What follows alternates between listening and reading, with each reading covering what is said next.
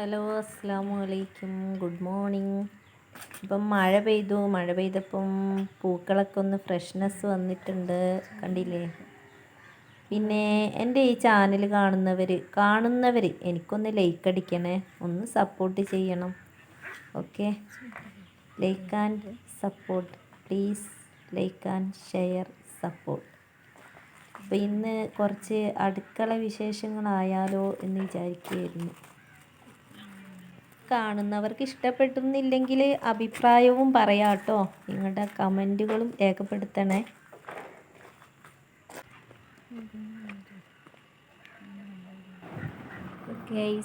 അപ്പോൾ ഇതേ നാട്ടിൽ നിന്ന് കൊണ്ടുവന്ന സാധനങ്ങളാണ്, ഇതുവരെ ഒന്നും ഉണ്ടാക്കിയിട്ടില്ല.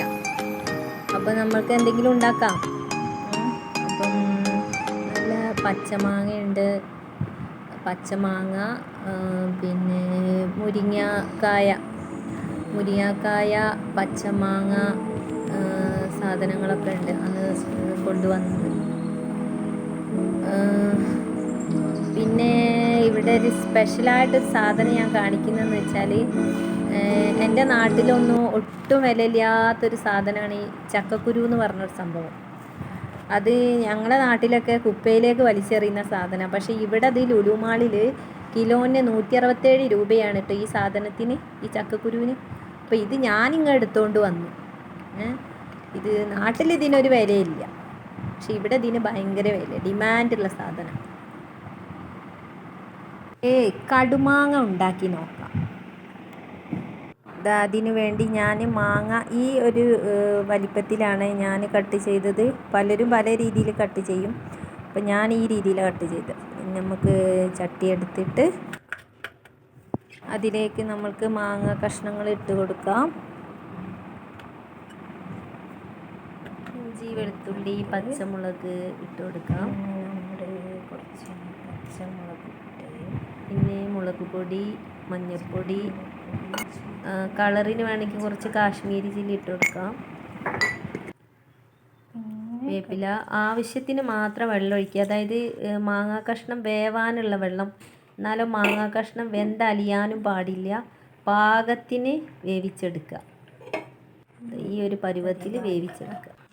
എന്നിട്ട് ഇതിലേക്ക് നമ്മുടെ ശർക്കര ഉണ്ടല്ലോ, ശർക്കര പൊടിച്ചത് കുറച്ച് ചേർത്ത് കൊടുക്കുക. ഉപ്പിട്ട് കൊടുക്കണം, ശർക്കര ഇട്ട് കൊടുക്കണം. എന്നിട്ട് ഒന്നുകൂടെ ഒന്ന് വേവിച്ച് വറ്റിച്ചെടുക്കുക. ഓവർ വറ്റാനും പാടില്ല. എന്നിട്ട് അതിലേക്ക് കുറച്ച് ഉലുവ, കടുക്, ചെറിയ ജീരകം ഒന്ന് വറുത്ത് പൊടിച്ച് ഇട്ട് കൊടുക്കുക. എന്നിട്ട് ഇതാ ഈ പരുവത്തിൽ എടുക്കുക. അപ്പം നല്ല എരിവും മധുരവും എല്ലാം കൂടിയിട്ട് നല്ലൊരു കോമ്പിനേഷൻ, നല്ലൊരു ടേസ്റ്റായിട്ട്, വെറൈറ്റി ടേസ്റ്റായിരിക്കും. എരിവും മധുരവും കൂട്ടിക്കഴിഞ്ഞാൽ പിന്നെ കടുക് വറുത്ത്, വേപ്പില വറുത്ത് ഇട്ട് കൊടുക്കുക. അപ്പോൾ ഇതാ നമ്മുടെ കടുമാങ്ങ ഇവിടെ റെഡി ആയിട്ടുണ്ട്.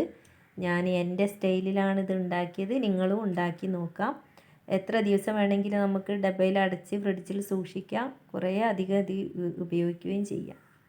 ഓക്കെ, അപ്പോൾ എല്ലാവരും ഒന്ന് ഉണ്ടാക്കി നോക്കുക. എനിക്ക് ലൈക്ക് അടിക്കുക, സബ്സ്ക്രൈബ് ചെയ്യൂ.